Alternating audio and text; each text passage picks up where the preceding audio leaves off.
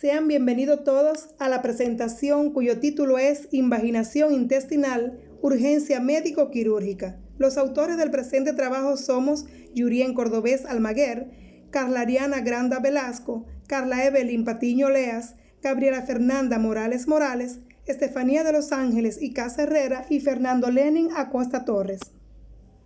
El objetivo del presente trabajo es difundir la importancia del diagnóstico y tratamiento oportuno de la urgencia médico-quirúrgica más frecuente que causa síndrome oclusivo en niños menores de 2 años. Se trata de la invaginación intestinal. Abordaremos el concepto, la frecuencia según la edad y sexo, la clasificación, la etiología y fisiopatología, las manifestaciones clínicas y el examen físico, así como los exámenes de laboratorio y radiológico, el tratamiento y el pronóstico. La invaginación intestinal es la introducción de un segmento de intestino y su mesenterio en otro, generalmente más distal, en forma telescópica. Se considera una verdadera urgencia médico-quirúrgica. En cuanto a la frecuencia, según la edad, es la causa más común de oclusión intestinal en el lactante y niños menores de 2 años. La enfermedad es frecuente en lactantes entre 3 y 9 meses, que sean eutróficos o sobrepesos, y es rara en pacientes recién nacidos. En cuanto al sexo, existe un predominio del sexo masculino en una proporción 3:2, y podemos decir que la incidencia de invaginación varía según la región y oscila de 34 a 78 por 100.000 niños menores de 1 año. En cuanto a la clasificación de invaginación intestinal, se divide en cuanto a la localización, según el número de segmentos invaginados y la dirección del segmento invaginado, según la reductibilidad o no del segmento, según la evolución de la invaginación y según la etiología. En cuanto a su localización, la invaginación intestinal se puede localizar en el intestino delgado, yeyunos yeyunales, yeyunos iliales e ilioiliales, en intestino grueso, colocólicas, y la más frecuente son las invaginaciones mixtas, que están localizadas en un segmento de intestino delgado y de intestino grueso, y muchas veces incluyen hasta el apéndice cecal. Ahí están la iliocecal o iliosecocólica, la iliocólica y también la iliosecoapendicocólica. Según el número de segmentos intestinales invaginados, se puede dividir en simple, en doble o en triple. Según la dirección del segmento intestinal invaginado, también en anterógrada o retrógrada. Según la reductibilidad, si es reductible o si es irreductible, según la evolución, invaginación aguda, crónica o recidivante, y según la etiología, idiopática o secundaria. En cuanto a la etiología de la invaginación intestinal, esta se divide en causas primarias, que es fundamentalmente la más frecuente en un 90% de los casos, y solo un 10% se atribuye a causas anatómicas o causas secundarias. Y entre 1 y un 2% la invaginación postoperatoria. Se menciona dentro de las causas primarias que es producto de la hiperplasia de los folículos linfoides que se encuentra a nivel del ilion terminal, y también hay teorías que evidencian las fórmulas alimenticias hiperosmolares o espesas como desencadenante de la invaginación intestinal.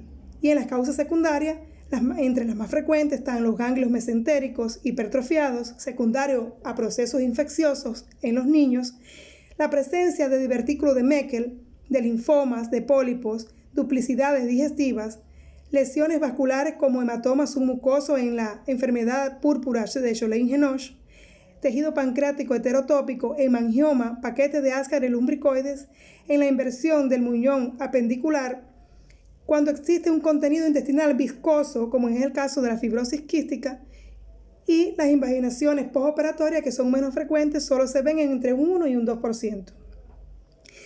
¿Qué va a ocurrir cuando el intestino está invaginado? Y vamos a ver qué ocurre en la fisiopatología de esta enfermedad. Cuando el segmento está invaginado, es decir, que se introduce un segmento de intestino, como decíamos al inicio en el concepto, dentro de otro segmento más distal de forma telescópica, va a ocurrir una compresión y una angulación de ese intestino, y por consiguiente va a haber un edema y un éstasis de esa región del intestino, lo que va a conllevar a una zona de isquemia intestinal, con la consiguiente liberación de toxinas que van a pasar al torrente sanguíneo.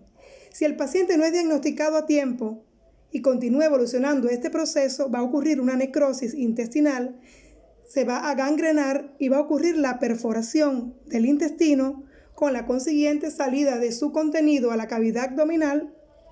Va a ocurrir la peritonitis y de ahí van a ir desencadenándose un conjunto de complicaciones si el paciente no es diagnosticado y tratado oportunamente.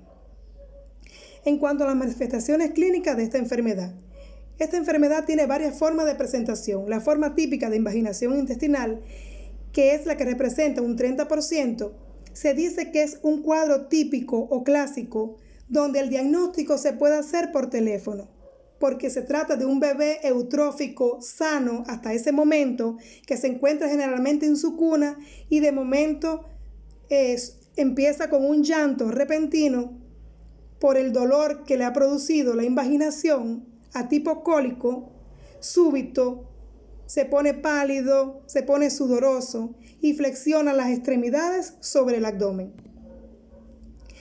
Aparecen vómitos, enterorragia, que es característica de esta enfermedad, las diarrea o deposiciones con sangre oscura y flemas denominadas enjalea de Grosella. El paciente al inicio del cuadro está irritable o puede estar letárgico entre las crisis de dolor. Y precisamente esta letargia se debe a la liberación de toxinas que está ocurriendo y están pasando al torrente sanguíneo, por lo que muchas veces es confundida con otras enfermedades pediátricas. La forma típica de la enfermedad podemos encontrar en el abdomen, que al inicio de la enfermedad va a estar excavado y si el proceso ha ido evolucionando puede estar distendido. A la palpación del abdomen vamos a encontrar una masa alargada en forma de embutido en el 85% de los pacientes, en el cuadrante superior derecho por debajo del reborde hepático, y la fosa ilíaca derecha va a estar vacía a la palpación, que es lo que se conoce como signo de Dance. A la ocultación del abdomen, los ruidos hidroaéreos van a estar aumentados, van a ser de luchas al inicio y durante los episodios de cólicos, y si ha evolucionado mucho el cuadro, pueden estar abolidos o ausentes. En el examen de tacto rectal vamos a encontrar mucus y sangre. Se puede encontrar también una masa en el recto si la invaginación ha progresado hasta esta zona. Y en raras ocasiones se puede incluso observar la salida de la invaginación a través del ano. En la forma atípica de esta enfermedad, de la invaginación intestinal, los pacientes acuden con fiebre, letargia, signos de deshidratación, sepsis. Muchas veces el cuadro es confundido con infecciones del sistema nervioso central o meningoencefalitis por la alteración de la conciencia, la letargia que tienen estos pacientes, y pasa inadvertido el diagnóstico de invaginación. Y está la forma tardía, que esta forma de invaginación siempre se va a diagnosticar por una complicación, ya sea la perforación intestinal, la peritonitis, la acidosis metabólica o la sepsis generalizada, porque pasó inadvertido en las primeras etapas con una forma atípica y se realizó un diagnóstico tardío. Por esto es necesario tener un alto índice de sospecha ante todo lactante entre 3 y 9 meses, con un cuadro oclusivo y con deposiciones con sangre en la forma típica o en la forma atípica cuando el lactante está letárgico, tiene fiebre o presenta alguna complicación. Siempre hay que pensar en la invaginación intestinal. Es necesario realizar exámenes de laboratorio como la biometría hemática, que al inicio del cuadro puede estar normal, o si este ha evolucionado puede mostrar una leucocitosis, y la gasometría, que en los casos con complicaciones puede mostrar acidosis metabólica. Los exámenes imaginológicos que están indicados en esta enfermedad están el rayo X de abdomen simple a pie de pie, la ecografía abdominal y el colon por enema. En la radiografía de abdomen simple de pie, que esta en un 15% de los casos es sugestiva del diagnóstico, al inicio puede estar normal. En algunos casos se puede observar opacidad en el cuadrante superior derecho donde está localizada la invaginación y el patrón gaseoso va a estar disminuido.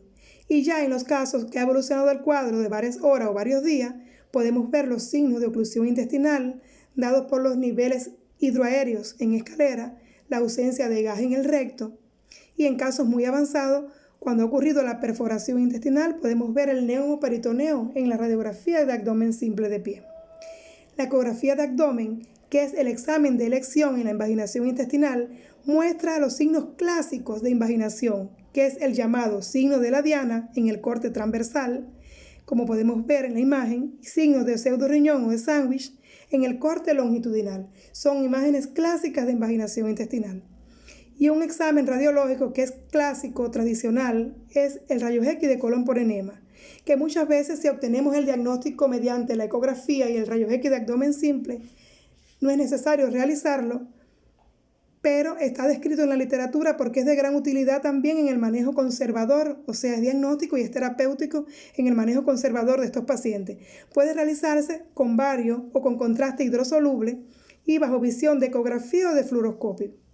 Vamos a ver las imágenes clásicas en el rayos X colon por enema, que va a ser el stock o la detección de la columna de bario, y la imagen en copa invertida o muela de cangrejo o espiral clásica de la invaginación intestinal. En cuanto al tratamiento de la invaginación intestinal, existen dos pilares fundamentales: el tratamiento conservador o no quirúrgico y el tratamiento quirúrgico. El tratamiento conservador o no quirúrgico comienza desde la atención que se le brinda por parte del personal sanitario al paciente y sus familiares.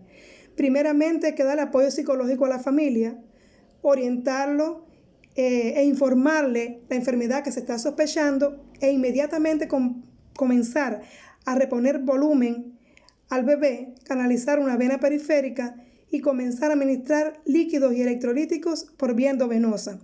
Se suspende la vía oral y se coloca una sonda de Levin para de ahí remitirlo a un hospital o una institución sanitaria donde exista cirugía pediátrica. Y se comienza como pilar fundamental en el tratamiento no quirúrgico la reducción mediante enemas guiado por fluoroscopía o por ecografía. Estos enemas de bario o pueden ser con contraste hidrosoluble. También están descritos los enemas con aire y los enemas de solución salina. Las ventajas de la reducción con enemas es que evita una intervención quirúrgica de cirugía mayor abdominal en un niño pequeño, no se expone a rayos X, por lo que el tiempo de procedimiento no está limitado, tiene excelentes resultados, una efectividad hasta un 95,5%, se reconoce con más facilidad las causas anatómicas, se recupera el estado del paciente más rápido y disminuye los costos y la estadía hospitalaria del paciente. El procedimiento se realiza de la siguiente forma. El paciente acostado en decúbito supino, previamente se le coloca una sonda rectal Foley de gran calibre, 16 o 20, incluso más en algunos pacientes. Se coloca un reservorio con solución salina a una altura entre 100 a 150 centímetros de la mesa donde está acostado el paciente y se comienza la administración de líquido. En este caso, tenemos experiencia en nuestra institución de realizarlo con solución salina, bajo visión ecográfica, y se realizan 3 intentos hasta que aparecen los signos de reducción de la invaginación, que serán desaparición de la imagen de invaginación, demostración de la válvula ileocecal, se visualiza el flujo de líquido en el ilion terminal y se observa la mejoría del estado clínico del paciente, desaparecen los síntomas y ocurre la expulsión de materia fecal por el recto. De no ser efectivo este tratamiento cuando se han hecho 3 intentos de reducción, entonces se decidirá el tratamiento quirúrgico, por cirugía convencional o por cirugía video-laparoscópicas. En algunos casos está indicado hacer la resección intestinal, sobre todo cuando existe la presencia de una lesión anatómica, cuando es imposible reducir la invaginación manualmente o por mínimo acceso, cuando el intestino está perforado y cuando la vascularización del intestino está comprometido y es irrecuperable. El pronóstico de la invaginación intestinal por lo general es bueno.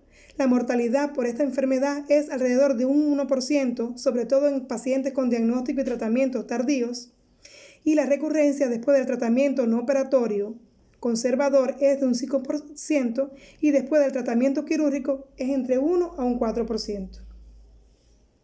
Podemos concluir que la invaginación intestinal es la urgencia médico-quirúrgica más frecuente como causa de oclusión intestinal en niños de menores de 2 años.